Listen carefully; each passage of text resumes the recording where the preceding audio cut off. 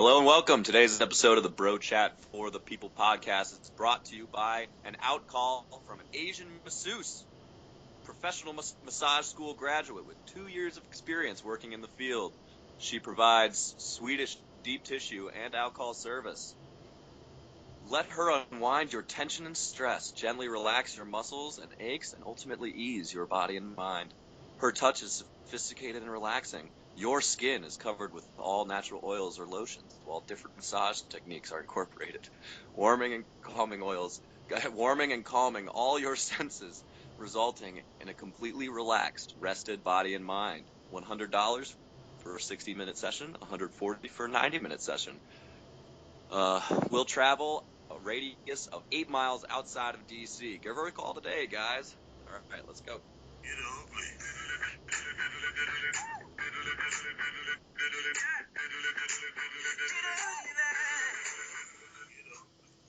All right. I am Dan. I am here with my number one bro chatter, Thomas, and we have a special guest today, don't we, Tom? We do have a special guest, a very special guest. Tom, would you like to do the honors of introducing our very, very, very special guest? Well, we have our resident, especially my resident expert on the MLB, Red Sox, and all things entertainment, music, movies, everything. You there, John? I'm here, guys. It is an honor. John, it's an honor to be on the Bro Chat. It's a very prestigious radio show, and it's going viral. You guys will be famous in no time, but it's an honor to be here. Long-time listener, first-time caller? Yeah, something like that. I've listened to 1/4 of them, so I'm almost there. 1/4? That doesn't make any sense. We've had 6. Oh, boy. You got me. You've listened to 1.5 podcasts. You've got me. No, I like All it. right, You guys are doing well. Well, John, how are you? What are you here for? What are you going to talk about today? Huh? Well, today we're going to get into the Vegas odds for the MLB season, seeing as spring training is going to get started here. Pitchers and catchers report for most of the Florida-based spring training on the 19th of February, whereas the rest of the team will report on the 24th. So that's big. Everybody loves baseball. It's America's pastime. And we'll get into a little bit about the Red Sox in particular, how they turned their season around. And we're going to talk a little Marvel today. The darkness of Marvel. What is this? What's going on here? All right. Oh, I'm so excited because I, for one, am actually kind of a big fan of the darkness of Marvel. We're also talking about some interesting liberal insensitivity today, as well as some off-season post-football talk. Oh, of course, that's right. I think we should start with the MLB, though. I would love to start with something lighter, something so filled with hope, you know? Something that hasn't completely crushed us yet. All right, guys. Well, if I could ask you to guess without looking about the Vegas odds, could you tell me the top 3 teams that Vegas has odds on making and winning the World Series to start off the year? Well, I can probably tell you 2. I would guess Cubs. Cubs and Mets, Cubs I would say. Favorite. Cubs.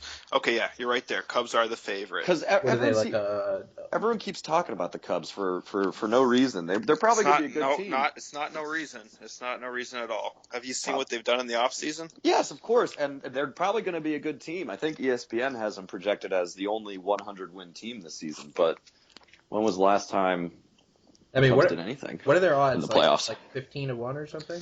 7-1. 7-1? Woo! 7-1. When's the last time you saw odds like that for the Cubs? I don't know. 1908. I mean, if you honestly thought that they had no chance just because of the curse this past year, I mean, that's just crazy. They had a good ball club. You know we're baseball fans though, John. The curse is a big deal. Yeah, it is a big deal. Just ask the Red Sox. Remember when they won in 2004 and people were flipping over cop cars and setting buildings on fire?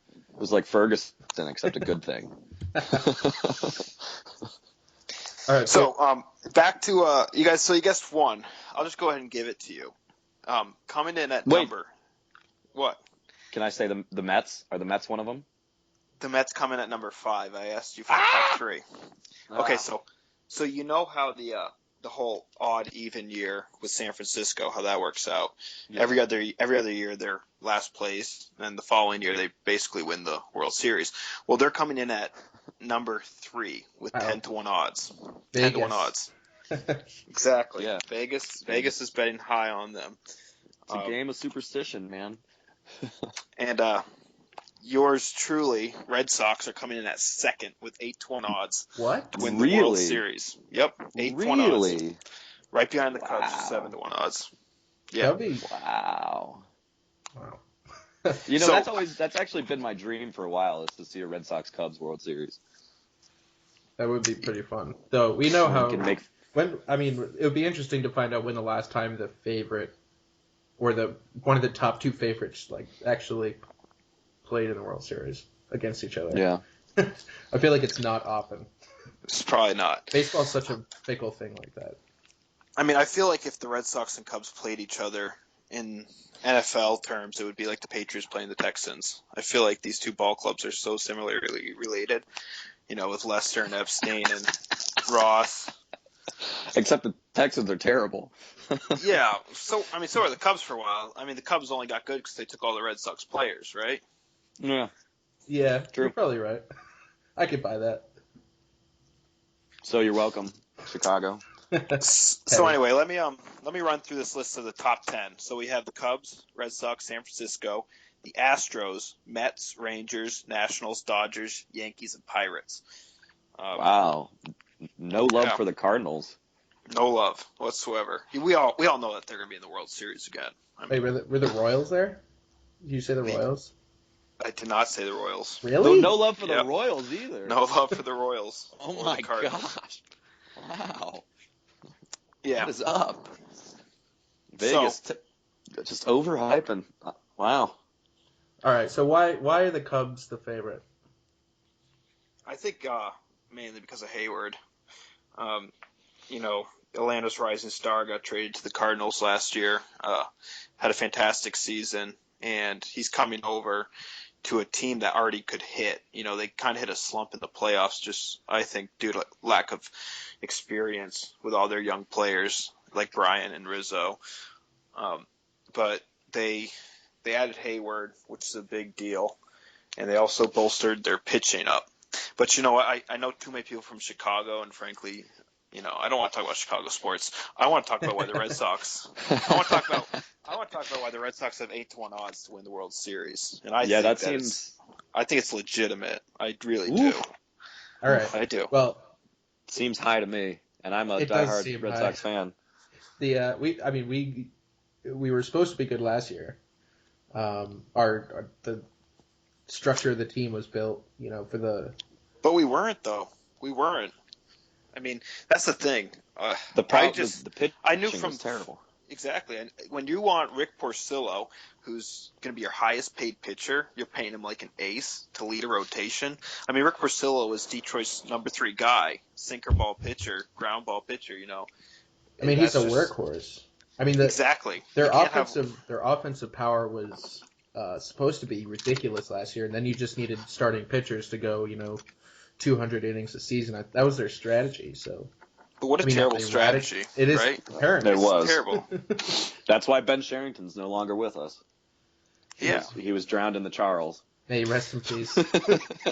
I mean, that really says something about championship town when you have a GM who comes in and wins the World Series basically within, you know, the first year of his GM and then gets fired a few years later. I mean, the same thing happened with Farrell. Yeah. Well, no, Farrell's not still around. Farrell. No, Farrell's still here. Not Farrell. Because of Francona? Francona, yeah. yeah. Farrell had cancer. That was, I think Francona had less to do with the team collapsing and more to do with the ownership just not liking him. Because, I mean, you look back, the team did collapse, but that July, I think they lost one game that July. They collapsed in September, August, too. So I think that was more of ownership really having a problem with him. If you ever get to read his book's pretty interesting. He has a lot of insider information about Lucchino and his problems with them that have like fighting spats. But anyway, that's just what I want to do is I want to go overall Red Sox. I don't want to get into the micro. Let's just talk macro. So keep our listeners interested. So All right. Well, they must be the well, most improved team if they're going from not making the playoffs to. Well, actually, now you said that, Buster Only, you know how much we love him. He has Oh, the yeah. Sox. He has the Sox ranked as the most improved team since last season, which is kind of hard not to when you end in last place with that payroll for the last 2 years. So basically, anything you do, you're probably gonna be greatly improved. yeah, yeah. So I guess my first question is, well, I guess there's two here. Is first, what do you do with Hanley Ramirez, and second, is Mookie Betts gonna take that step forward where he comes to be, borderline MVP candidate? Okay, for answer your first question, Hanley Ramirez has been working at first base a little towards last year. Then they shut him down, but all off season it's been known that okay, we kind of ruined you with the outfield experiment. And I think a lot has to be said too is basically not hitting. After the first month, he opened up. He was on fire with home runs, RBIs. He was tied with Nelson Cruz, and then he ran into the wall and was out a few weeks, and it was never better. But they're moving him to first base, which is gonna. I think that's gonna help him out a lot. I mean, if David Ortiz can play first base, then any big guy with a bat can play first base. As far as Mookie Betts goes, I will say that I think he's going to give Trout a run for MVP this year. I do. That's Wow. very exciting news. I'm really excited about. I think most Red Sox fans are too, about the young core of Mookie Betts and Xander Bogaerts, and then even possibly whether or not they'll perform like they did towards the end of last year, but Rusney Castillo and Jackie Bradley Jr. And then surround them, obviously, with Poppy in his last season and a bunch of wily veterans like Dustin Pedroia and whatnot. Pablo Sandoval, if he improves off of last year. It's just it's exciting time for a Red Sox fan, that's for sure. It is exciting. And just a side note on that Poppy thing, like David Ortiz seems like he'd be the last person in the world to actually retire. He always throws these fits in spring training. He wants more money and an extension. But now the way that they do farewell tours in sports kind of started with baseball and Mariano Rivera and Derek Jeter. It's kind of hard not to, to come back. You can't just be Steve Smith and keep coming back, It's like once you're done in baseball, you're done. Yeah. It's like all these stadiums have parties and sending off gifts, and you're just going to come back a year later and just be like, okay, guys, I was just joking. Yeah. But yeah. No, this is the year I'm retiring. Let's do the whole parties and gifts thing one more time. I like free stuff.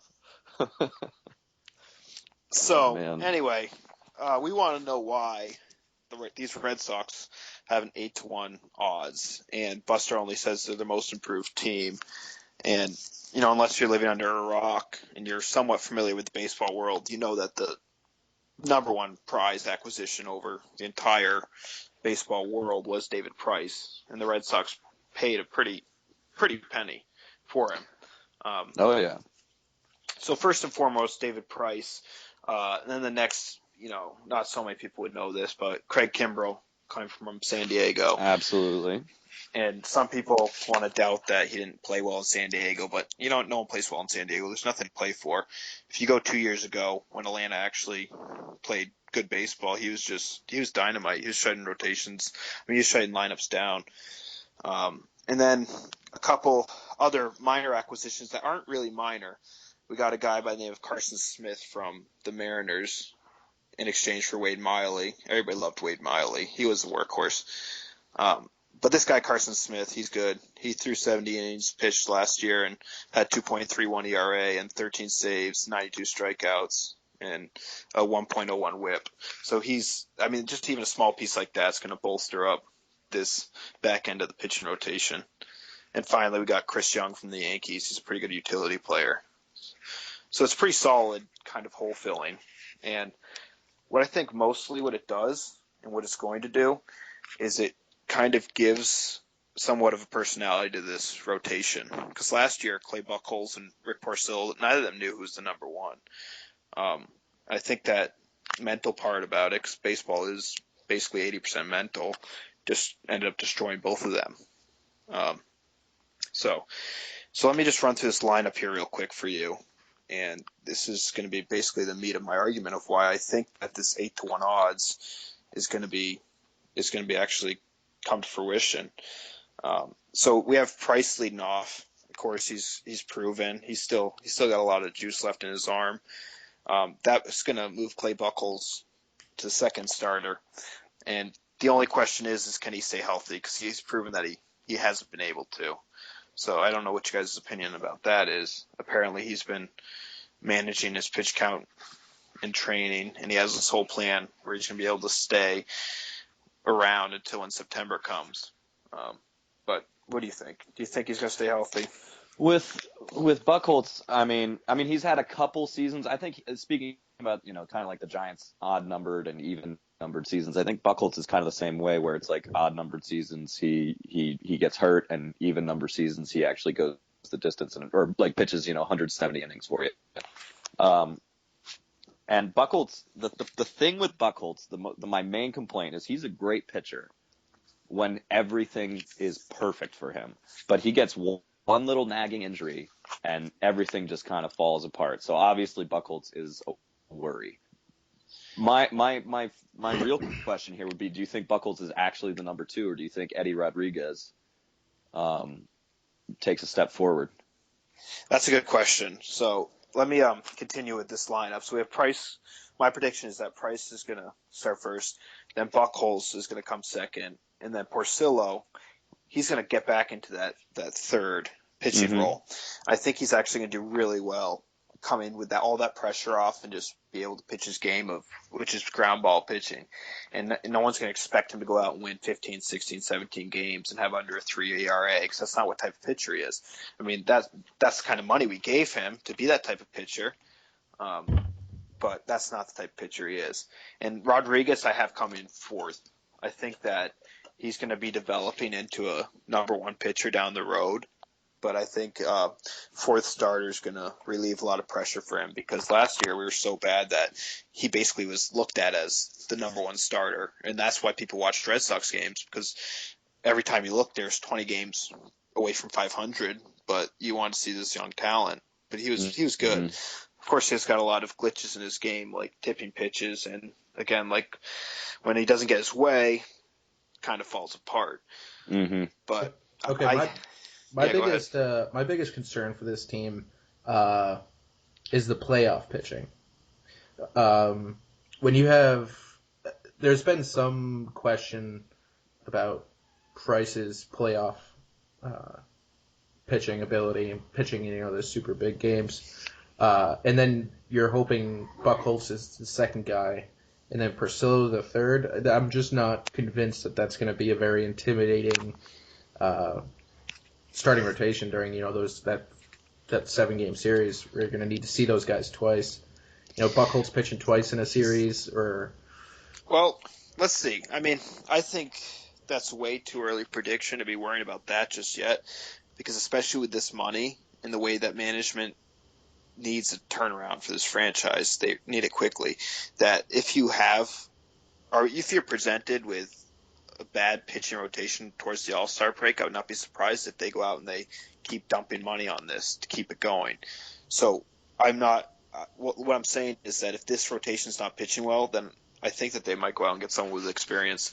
But I think if you look around and it's towards June, July, and 3 or 4 of these starters have more than 10 wins and ERAs under 3, I think we just need to give them time. I think it's kind of hard to doubt them before we even start. Well, that's not really. I have no doubt that. I have no doubt that Price is going to be an awesome regular season pitcher. Buchholz and Porcello have that capability, but when it comes down to those big games, they might be pitching great games in July and be awesome, but then you face off against the Yankees or the Royals or something, or whoever it is in the first round, and or some team like Detroit, who has those massive pitchers. What massive pitchers? All their massive pitchers have left the building. That's true. Verlander's still there, but he's not so massive anymore. He's not there. His body's there, but his mind's with his hot wife. Come on. He hasn't been playing baseball since Mike Napoli hit that home run off of him, and we took that series from them. He's a shattered man. Somebody I don't think we should forget and maybe John or Tom, either one of you can temper my expectations here if they need to be tempered, but somebody I'm really, really excited about is Joe Kelly. Yeah. That's what I was trying to do. I was trying to get through my 5-man Oh, rotation. sorry, we kept interrupting. Joe Kelly, who I'm also really excited with, because talk about playoff experience. This is the same Joe Kelly that went out and pitched, I believe it was Game 3 in the most recent World Series with the Cardinals versus Red Sox, and he shut the Red Sox lineup down. Not only did he shut them down, he was like laughing, having a great time while he did it. Yeah. And then we basically get this young pitcher he's got absolute fire. Like every time he throws the ball, 98, 99 comes out. And we wreck him. Honestly, we wreck him. And I don't know if it's us that wrecked him or it's just St. Louis's system that made him so well, pitch so well. I mean, he said that he had a comment last year, which I don't think he wanted to get out, where he mentioned something about how Yadier Molina basically made him such a great pitcher. And Yadier Molina, of course, is a Hall of Fame catcher. Mm-hmm. So it's Joe Kelly's coming and pitching to our young catchers and, nowhere near the caliber of Yadier Molina. But I have hope in him. And something that drives this hope is the way he finished last season. Yeah, I was going to say the 8-0 finish and the something around a 3 or under a 3 ERA. Yeah, from August 1st to September 15th, he went 8-0, and he had 2.68 ERA in the month of August. And then they ended up shutting him down. So that's always a good thing leading into the next season. Yeah. But I don't know. I honestly like the rotation. The way it's looking right now, especially what we added to the bullpen. I think that John Farrell's going to have a lot of confidence in the bullpen and have a lot more confidence in his starters this year because he is a pitching manager, and last year it was just disaster. Mm-hmm. So do you believe in this team? Are these actually good odds, or do you think they're exaggerated? I know you just gave a huge spiel about it, but are the Red Sox going to win the World Series this year? Do they have a legitimate chance, do you think? Legitimate, yes. Second most likely team? I would not put them the second most likely team to win the World Series, no. I wouldn't. I would have the Mets. Talk about a rotation. I would have the Mets ahead of them. I think the Nationals, I think they could get their act together. But a team not to sleep on, I think, would be the Yankees. The Yankees come in at 16-1 odds. Like they're the Red Sox of a few years ago. They play small ball. They have really good bullpen, and they're not going out and spending all this money. I mean, and granted that they're paying for past mistakes, like A-Rod and Teixeira and CC Sabathia, but they're playing well. They're playing well for the money that they're using. Can you name a marquee free agent the Yankees brought in this year?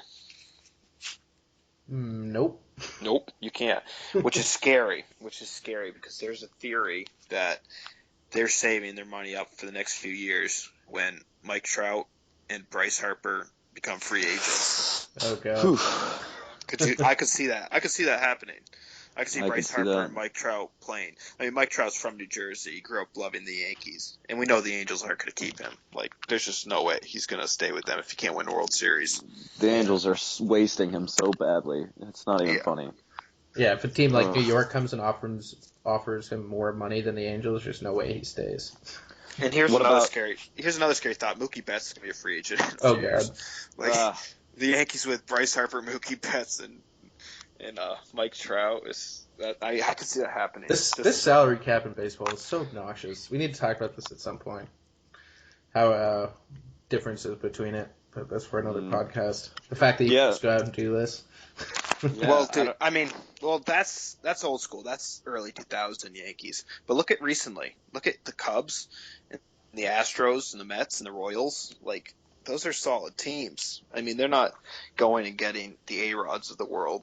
Like, how the Royals built the World Series team. They went 2 World Series, and that's basically what Tampa Bay's dream is.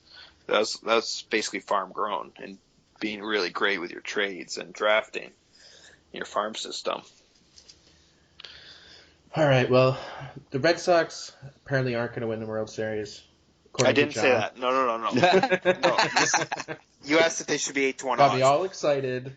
I could see them. I could see them in the Rangers position at 15-1 odds and coming in and winning it. But at 8-1, it seems too obvious. I don't like the odds, but I think that they have a shot this year. I'm not going to get my prediction yet. We haven't even seen pitchers and catchers. I mean, Yeah, David Price could report 300 pounds, to training camp. Hey, it's never too early to give bold predictions about things you have no idea about. Okay, yeah, I say the Red Sox are going to beat the San Francisco Giants in the World Series. That's my bold prediction. All right, you heard it here first. That is bold. You did hear it here first. They're going to win 6 games. 6 games against the Giants. Xander Bogaerts is going to be the MVP. Do they win the division, or do they go in as a wild card team? They win the division this year. Okay. I think Toronto's going to drop off the face of the earth without pitching. All right, so So I think exciting. we have some other stuff to talk about. We spent a fair amount of time on this. How long have we been going? I'm not going to say. Whatever. Probably a little over 20 minutes. It's hard to tell. Whatever. Next up, staying on the light subjects. This Danny, you saw this Deadpool movie, right? I did see this Deadpool movie. What did you think? I really liked it. It was very, very, very fun. But it's not something like if I went home to see this with my little brothers, I wouldn't take them. It's a filthy movie. it's full of just gratuitous violence and language and a little bit of sex, and it's just filthy. Mrs. Vessananzo needs to talk to her son about what kind of movies he goes and sees. Exactly. I mean, what did it get an R rating? It got an R rating for violence, strong language, sexual content, and graphic nudity. That's an exaggeration. They were in a strip club at one point. You don't even see anything. Oh. But what my question is, why is there a strip club and graphic nudity in a Marvel movie? Well, that's what I want to go towards. Deadpool, and I'll admit, this is not a character I knew much about before going into this, but Deadpool, from what I understand, has never been your typical Marvel superhero. He's always been the wisecracking, foul-mouthed, doesn't have a very solid moral compass guy who they're constantly saying throughout the movie and the comic books is not a hero. But this movie's kind of a trend, isn't it? I think so. In the Marvel. Possibly. You see the Netflix series with Jessica Jones and Daredevil, and those are a lot darker. Very dark. But Jessica Jones I liked a lot, specifically because it had such a great villain. But Daredevil I absolutely loved. I just couldn't. The actor was from Doctor Who. I just couldn't get over that. Well, maybe it's better for me because I don't really watch Doctor Who at all. So, but it's not just Deadpool. I mean, have you seen previews for Suicide Squad yet? Well, that's DC. That's not Marvel. That is DC. I understand. I know, but I want to talk about the darkness in superhero movies in general. I have seen a couple of the previews. I think 2 previews for Suicide Squad and a couple for the Batman Superman movie, which is also dark. I mean, yeah, I think it's a trend based on a lot, especially on the DC side, based on more recent comics by people like Frank Miller, who are who take the term graphic novel quite literally, like it's a graphic novel. Well, this is a long way from. Did Marvel make the Tobey Maguire SpiderMan movies? It was Marvel, but it wasn't like the Marvel Studios as we know of today. Like that's owned by Disney. It's the Sony Marvel that does like the X-Men movies, and actually just did this most recent Deadpool. Yeah, I mean, so there's Disney Marvel, which is like the Avengers and Captain America and all that, and then there's Sony Marvel, which is X-Men, Spider-Man, and Deadpool. That could explain some of it. Because you're not going to put Deadpool into the Avengers. He's not going to be running along with Thor, right? No, absolutely not. Although that would be kind of comical. But, I mean, the Suicide Squad is, it hasn't been rated yet. They're projecting it at PG-13. They weren't so decided quite just yet. But, that would have been pretty crazy having 2 R-rated comics. The only R-rated comics that I'm used to is like Sin City and Yeah. those type. Those are super dark and Which Are they just trying to evolve with like our generation? We're a lot younger when these movies started coming out. Are they just trying to like evolve with the younger people, or are they just trying to reach a different audience, you think? No clue, man. I would say this: the darkness is definitely a trend from Frank Miller, because you mentioned Sin City. That's a Frank Miller comic. The Watchmen, I believe, is the Watchmen that was the movie was based on was a Frank Miller comic. Like 300 was a Frank Miller comic. Mm. And then now the new Batman is based partially, I think, on Frank Miller stuff. So I mean, I think it has a lot to do with just the comic the comic strands that they're choosing to base the films off of. Okay. Yeah, that's interesting. I mean, I would say, Tom, yeah, I think they're gearing towards a new generation of older, superhero moviegoers. That you're not going to see the Hulk and Thor's hammer and hair. You're going to see all these, psychopaths that are your new heroes.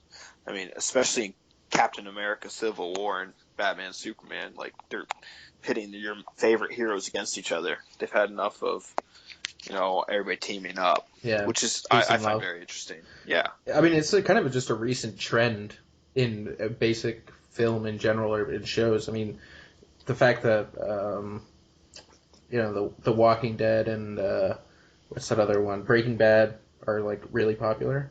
Breaking Bad is like the guy's it's dark. Walter Man. White's evil.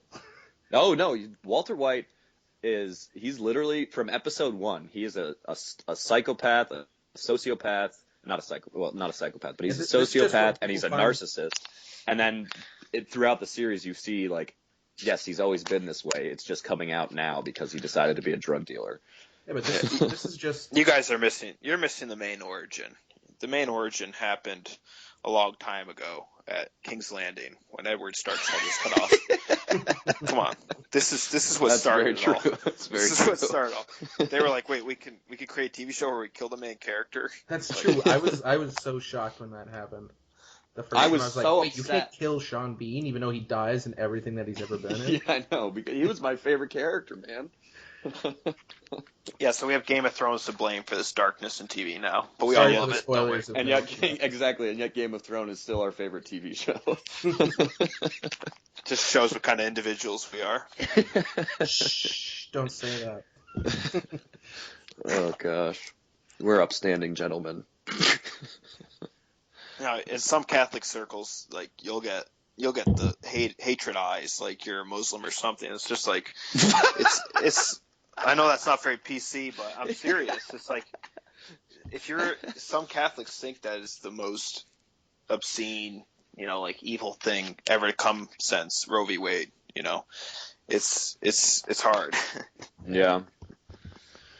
Oh, man. So yeah.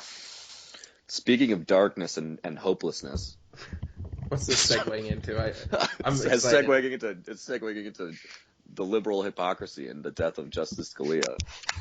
Yeah, we did spend a fair amount of time on that, but that's before we got the real reaction from the people. The real reaction from the liberal side of things, who just don't care. Yep. This was somebody who was like, he was like a seawall, and he was trying to hold back the tide and hold back the waves, and now he's gone, and I just don't know I just don't know what's going to hold it back. I think the Constitution's just going to get ripped apart. I mean, putting all that aside, though, when even if you disagree with him and what he stands for and everything, yeah, to make light or even insult or speak badly about him after he died is just so soon after he died. So tactless, and so just it's like those who was it? Those two Georgetown professors, Mike Seidman and Gary Peller, right? Yeah. Oh man. The dean wrote just a quick eulogy email about Scalia dying because he's a Supreme Court justice and it's a law school. And he's a Georgetown graduate as well. Exactly. So and then two professors essentially said that we shouldn't, speak nice about him just because he died. He was essentially evil, and he didn't deserve to be talked about. Yeah, and they're saying any kind of we don't want to teach the students that they should revere somebody just because he was a Supreme Court justice. What a joke! It has nothing to do with he's a Supreme Court justice. He died. It was a person who died. He's a person who died, who also was a graduate of your law school, and got to the highest level. Got to the highest level that a lawyer can get to in this country. And I mean, just the hypocrisy of it. Yeah, imagine if Caitlyn Jenner died tomorrow, and anyone said anything about it, you'd have your house burned down, right? Yeah, that's true. Yeah, no, it's true. Or like when if Ginsburg dies and a conservative said something similar, they would probably be fired and roasted alive, and put on leave and had charges of racism put against. They probably get let go by the university. Called a bigot. Honestly. They probably would. Yeah, and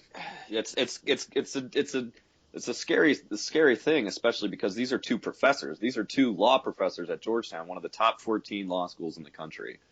And they have so much power over the students.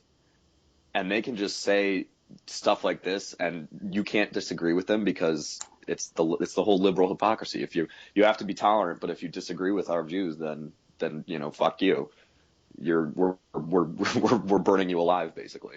Do you know nationally they did a study in 2010, and the Democratic professors make up 82% of law professors.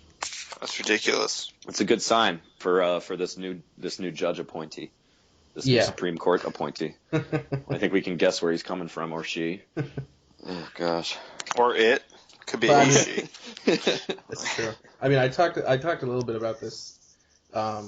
In one of my takes on the Millennials, about how these professors get to just sit back and preach whatever garbage is in their heads to the students, and students just soak it up because either they don't know better or they have to, and they kind of learn it by osmosis. They're just around it, and they think that's the norm, Yeah.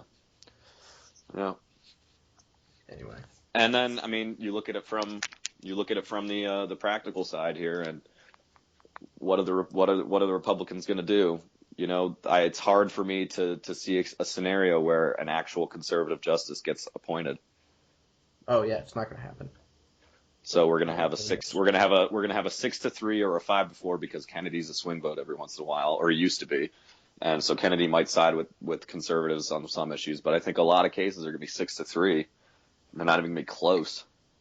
And it's set such terrible, horrendous precedent. Yep. So that's what I'm all about. I'm kind of worried about that, but it's okay.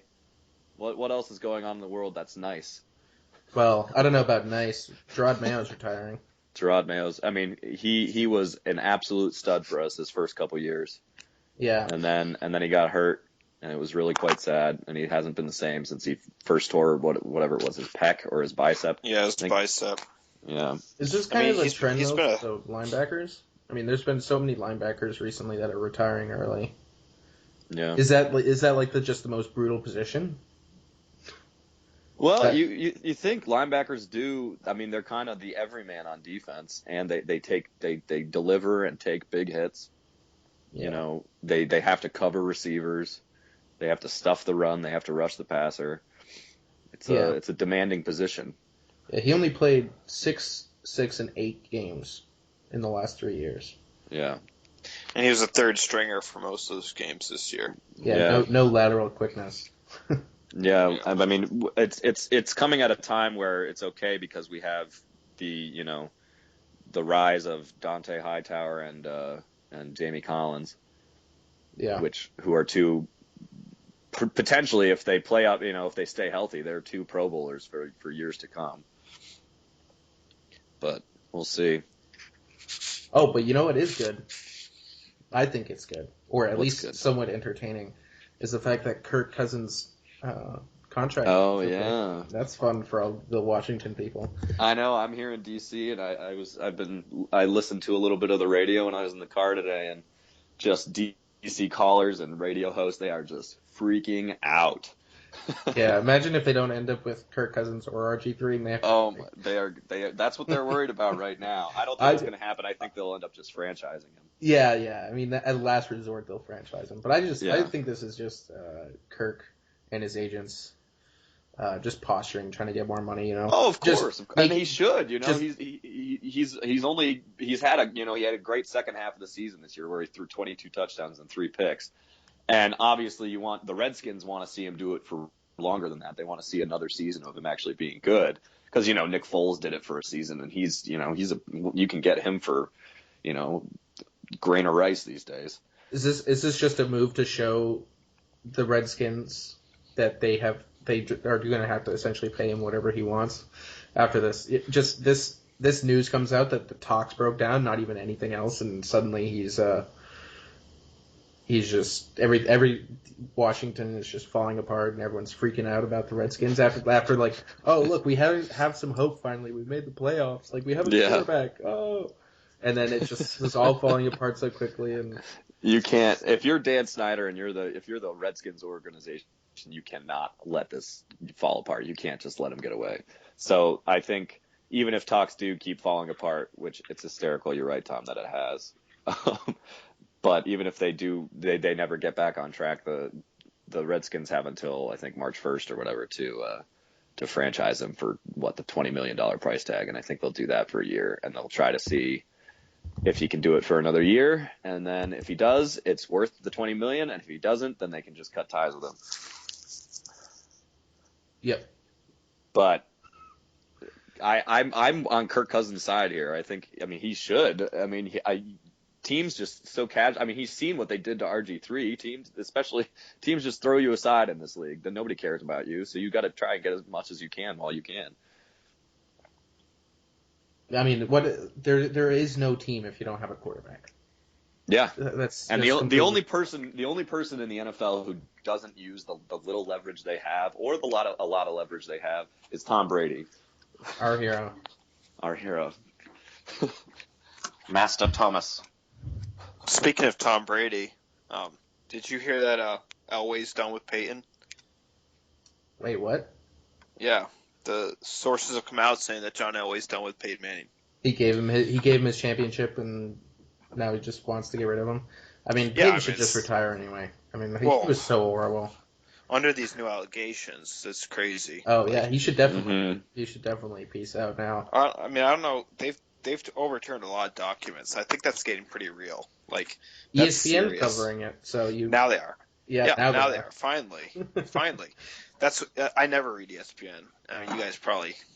It's just. We share your sentiments, man. We share your sentiments. Actually, I had a thought earlier today or yesterday. I don't remember what, but I was like, wait, this is exact, because I mean, ESPN has so much football on it. I kind of have to pay attention to it during the football season, and the same with the baseball season. But this is the time of year where NBC Sports becomes the place to go. Oh yeah, it's got all the NHL, NHL and the Premier League. The only two interesting things going on, because the NBA is garbage and it literally takes up all of SportsCenter and all of. They'll have the Olympics in the summer too. Exactly. NBC Sports. Oh, and Fox Sports. I think if you're into college basketball right now too, Fox Sports has all the college basketball. Yeah, let's just start a boycott of ESPN. Stop paying attention to ESPN, everybody.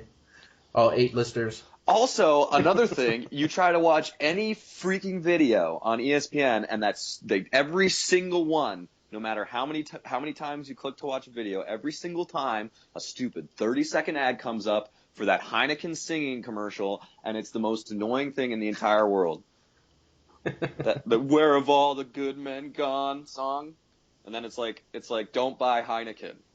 That's what that commercial is. Drink responsibly. Don't buy Heineken. Yeah, I mean, we really do need to start getting into hockey, and we can get Colby back on for the Premier League talks as it develops.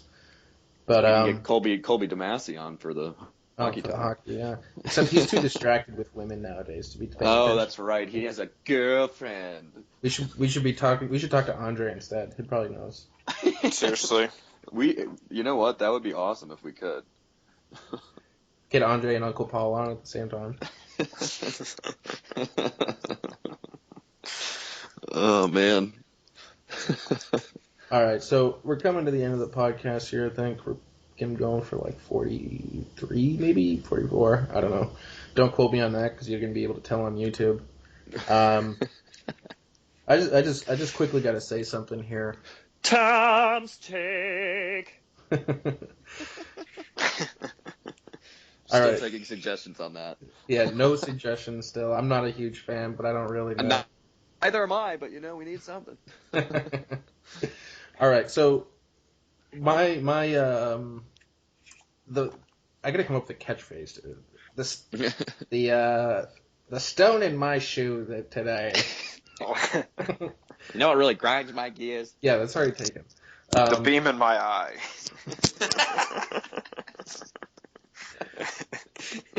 All right. Still taking suggestions for that too, people. These PC crunchy granola culture of hypocrisy amongst the people of today's mostly liberal world, mostly Democrat, but I'm not going to just pin it on them. I mean, as we talked earlier, the hypocrisy and the PC-ness of the liberals, except when they want to say something, like the whole Georgetown issue. Like, how is that acceptable for anybody else? I mean, all the Ten Commandment plaques and stuff being taken out of the schools and state institutions because it offends people who don't follow the Christian faith, or like what happened to the people who every time, like you could say if it wasn't put up there, then that would offend them since it was there before. They don't care about the Christian ideals. It's just those are the only ones being shunned. I'm probably biased about that. Other people probably have complaints, but that's the way I see it. I mean, how can you can't talk about anything without offending people. If people listen to our podcast, we're not intending to offend anyone, but there would be so many people that would, try to sue us for whatever just because we make offhand comments that are funny. And no, we're too sensitive unless, unless you do something or I do something, and then they can be all judgy about it for no reason. I'm stupid PC crunchy granolas, and thank you, South Park, for making such a great season about it. I'm blown away. And that was Tom's take, everybody. It's true. It's true. You can't say anything. And if you do, you're burned at the stake. You're racist. You're a bigot. Which, by the way, I'm pretty sure the definition of bigot is being intolerant towards other people's views, essentially. Yeah. And so you being offended by somebody else, doesn't that make you a bigot? Because you're being intolerant of their views, exactly. That's what I'm trying to say here. It's classic hypocrisy. I hate it. I hate a lot of people. Oh, see, Tom, you're a bigot. I am a bigot. Fine. I'll just accept that label. Oh man. All right. So what's our final plug, Danny? Our final plug. Oh well, first we've got Tom's take brought to you by the one and only Washington Bullets, because it's time to change the name back. Nobody likes the Wizards still. But anyway, our final plug actually is brought to us by a vintage top hat, $35 in Burke, Virginia. Pictures are on the Craigslist listing, and all it says is that it's a nice vintage top hat. Is there some contact information? Because I could use a top hat. There is none. You have to get onto the actual Craigslist thing and send the person a note. Ah, those are always so sketchy. Yeah, but this top hat looks legit, man. Is it in good condition? It's okay, and it says on the inside, extra quality, Pemberton, USA. Oh, nice. Good brand. Pemberton, great brand for top hats. And bonus, posted 25 minutes ago, so it's all yours. Oh yeah.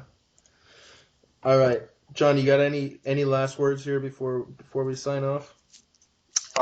Actually, I'm just pretty excited about MLB season, and if anybody wants to watch baseball and is not able to, I'd really suggest the MLB TV package. It's not that expensive compared to NFL. NFL charges probably 8-to-1 ratio, and baseball has thousands of more games.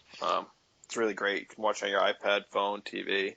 Get back into baseball. It's kind of a dying sport, and I don't want it to die, But that's just my final words.